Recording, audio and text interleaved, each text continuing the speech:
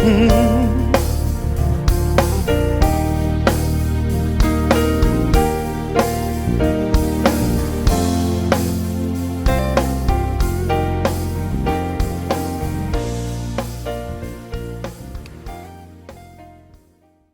and welcome to Radio OPAC. And today we have a very special guest in Larry Smith. So Radio OPAC is a division of the Ohio Prison Arts Connection. And at OPAC, we connect people inside and outside prisons to the arts. I'm your host today. My name is Pat Wynn Brown. We welcome everybody, including our friends in correctional institutions where we send in DVDs of the shows. And so also there's a live talk back with Larry Smith at the very end, and you can connect to the Zoom link in the comments, press on that and come into the Zoom room with us. So today we have the Six Word Memoir story conjurer, Larry Smith. And Larry's Six Words is a best-selling book series, a live events program, it's board games, website, and training at institutions, organizations, companies in self-expression. His audiences include all of us, students, incarcerated people, and companies like ESPN, Google, Dell, Shutterfly, among others. The Philadelphia Inquirer describes Larry as personable, energetic, and blessed with great hair, as we can see today. Everyone has a story to tell, and Larry Smith can help you tell it powerfully in just 6 words. Larry, welcome to Radio OPAC today. Thank you so much, Pat. It's a pleasure and honor to be on the show and to be connecting with so many people I just love connecting to. Thank you so much. And you were part of the Columbus scene here where Radio OPAC originates, and now you're in Berkeley, California, and over your shoulder is a guardian angel we all love, Prince. And that particular painting has a connection to Marion Correctional Institute in Ohio. What's that connection? It does. Well, as some people may know, my Piper Kerman taught writing at ORW and Marion Correctional for over 4 years. It's what brought us to Columbus so happily and just bountifully in terms of the community. And Piper just absolutely loved teaching the men and the women in both places. And when she left, one of the guys, Willie Hightower, gave her this painting he had made of Prince. And he, from what I understand, he was self-taught in prison. And when we drove cross country, Prince was just sitting in the back seat as our guardian angel, and now sits in our office. It's a great reminder of the power of art and self-expression, and that your story is always changing and what's possible even on the inside. You know that 6 Word Memoir is so potent. And by potent, I mean it's like a stew that's been all the way boiled down to its bare essentials. And the brevity of it is the beauty of it. And tell me why something so short is something so powerful. Well, there are a couple reasons. You know, for one, we all have to write at some point. We're all not going to do construction or become dentists or do different things, but we're all going to have to write. Blank pages are scary for my wife Piper, who's a memoirist, for myself, for anyone. And they're scary for people who don't think of themselves as writers. But when that blank page can in just 6 words and you can tell some version of a story, whether it's your whole life or a piece of it, it sort of takes away one of the barriers of writer's block, of fear of writing. And when we ask people to get to the essence of who they are and what matters most, that constraint doesn't get in the way of creativity, but it fuels creativity. And it doesn't make sense until you start hearing them. And then you start to try to write a 6-word memoir yourself.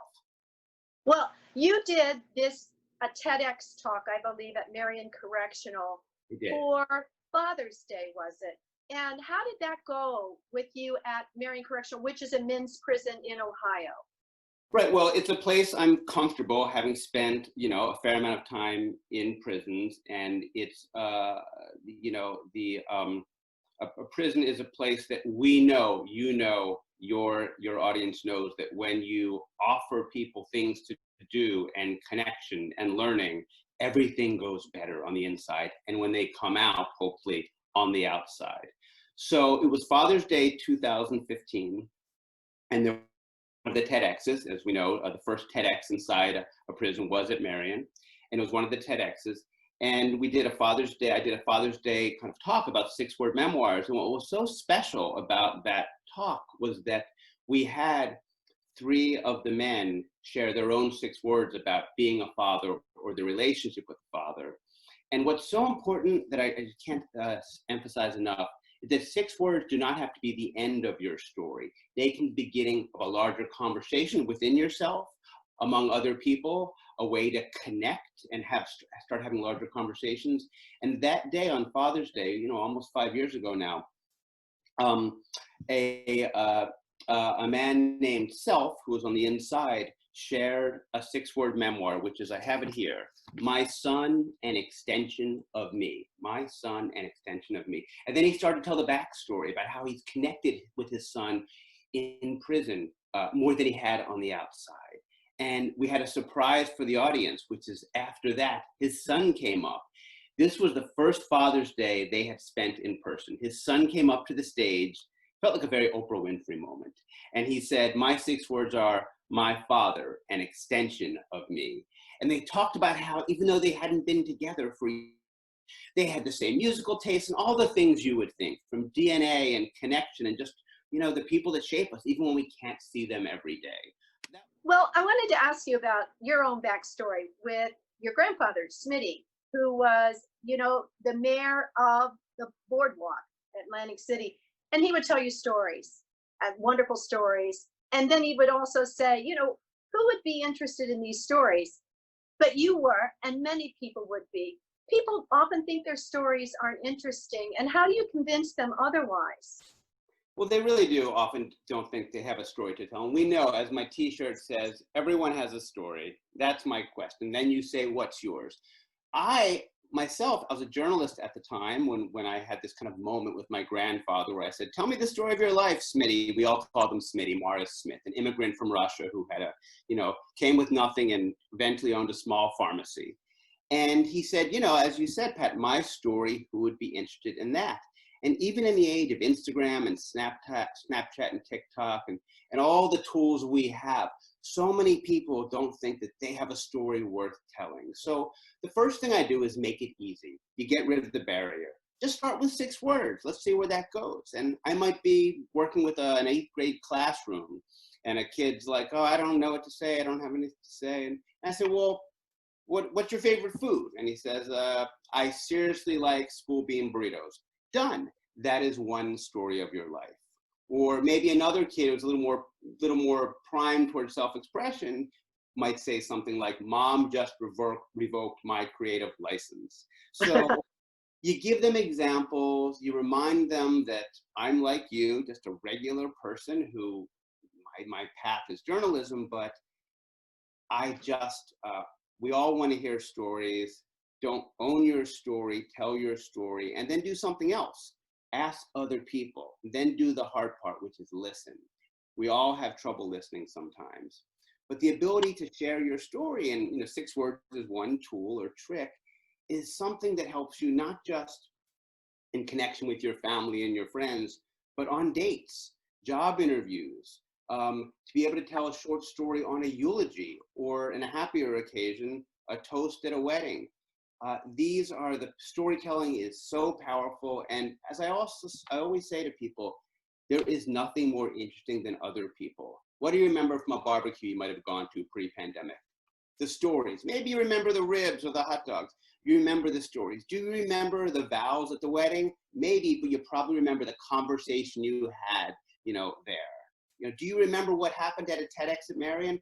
Maybe, but you remember who you talked to, during the discussion. Well, and also the story is so interesting about Hemingway being asked to offer a novel in 6 words. What's that story, Larry? Well, the story goes, and it's a legend, we don't know if it's true or not, but Hemingway was known as a very muscular writer. He made every word count, and he didn't use fancy words. And as the story goes, someone said, hey, Hemingway, you're such a good storyteller. I bet you can't write a whole novel in just 6 words. And legendarily, he wrote, "For sale, baby shoes, never worn." Could be true, could be a legend, but that for me was the inspiration to give the Hemingway novel a personal twist and ask people to tell the true story of their life, all of it or part of it, or however they want to share the story of their life in exactly 6 words. And it really did tell a whole story, and it's an interesting story. In fact, I think somebody could have pitched that as a movie, because that's about as long as a pitch is for a movie. I can put those 6 words up on a blackboard or a whiteboard for 3rd graders and say, hey, what happened? And those kids will create backstories for an hour if I let them. It's amazing what happens. I have 1, 2, 3. I have 4 of your 6-word memoirs in front of me. And I don't know if you have 4 there that we could go call and response back and forth. We'll do a mini slam. Yeah. So do you want to start, because you're the guest, so you first with yours. And these are all stories that Larry has solicited from people in his workshops that I just copied. Right. We've had been doing it for 12 years. We have 1.5 million memoirs on the site, probably another 1 million out in the world. There's so many to pick from, but we'll just share a few favorites. I'm more Clark Kent than Superman. Told to marry rich, married Richard. Found myself, but lost my hair. Wasn't born a redhead. Fix that. More on hair. Living my dream, please send money. That was written by a teen, but I think we all feel living my dream, please send money. Son's autism broke and rebuilt me. I'll share one, my wife, Piper Kerman's first 6-word memoir, In and Out of Hot Water. And here's my last one. Ex-wife and contractor now have house. And I'll share one more that I really think a lot of people can relate to. Life's GPS keeps saying, recalculating, recalculating. Ain't it the truth, brother? Right. And also mention Piper Kerman, who wrote Orange is the New Black, who's done amazing work at ORW and Marion Correctional.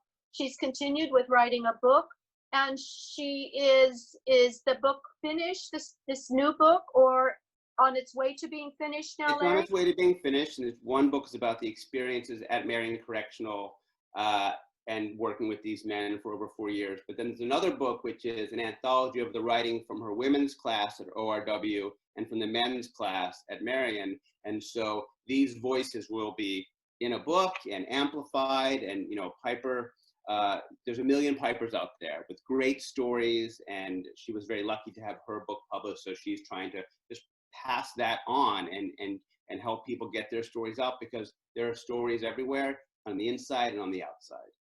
We value both of you so much for the work that you do.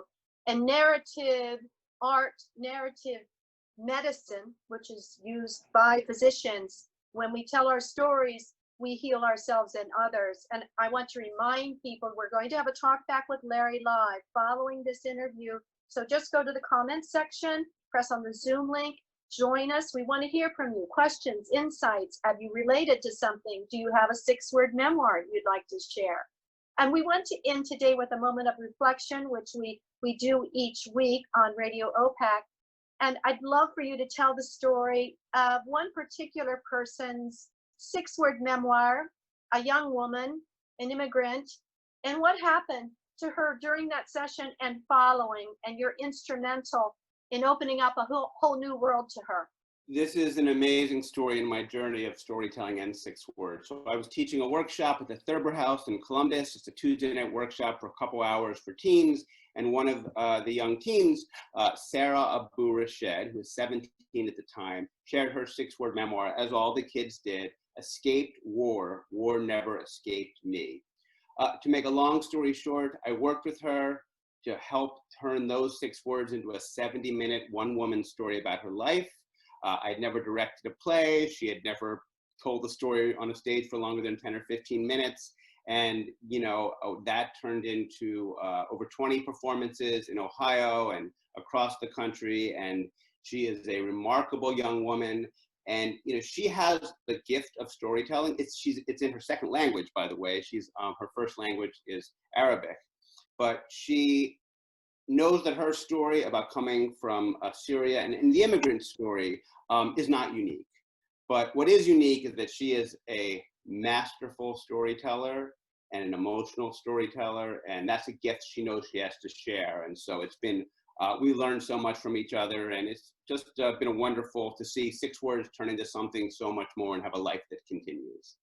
Larry, tell us the name of her show, and I'm sure it will be coming back post-pandemic. It will. We can't wait to get back on the stage. It's called The Map of Myself, and it's mapofmyself.com for information. And it's a one-woman revolution on immigration, DNA, history, family, and home. And a wonderful thing about Sarah also, I saw the show at the museum, and also Sarah came to the Ohio Reformatory for Women with her poetry, with other poets. Her mother came with her that day, and the women asked Sarah to sing a song in her own language, and she was at a loss as to what to do. So her mother got up and she sang a song to them, a lullaby, and it was in Arabic. And the women didn't understand one word, but at the end they said, would you translate this for us? And her mother did. And it was about not harming her daughter. And the song was about treating her as a very fragile bird, not to hurt her. And so then we cried again. So Sarah has connected with the prison. Arabic is a beautiful language, and I know about 3 words of Arabic, but working with her, I realized that. And there's just language can do so much, even if we can't understand. It's emotional, and it's a way to connect. And so Sarah and her mother are wonderful people, and we've turned 6 words can go far. And I really want to stress that, remember, your 6 words, and I hope many share their 6 words with us at the live talk back. But 6 words is the start of the story. It's a way to connect. It's a way to start telling a story. It's a way to bring big ideas, hard stories, down to their essence and just help you process them. It is. The 6 words are like a golden ticket, and it's a golden ticket to a land that you may not even know, but it's a land that you've lived in all your life. And so welcome to it, and be inspired by your own life. And I think that's what you see. So we ask everyone, please join us for the talk back right now. Larry Smith will be over there in the Zoom room with you. And I thank you so much for this time together, and with Prince behind you. Thank you very much. It's a pleasure to be with you today, Pat. I'm looking forward to the talk back. All right. Stuck in our way. We're gonna make it happen. Do it today. Brother.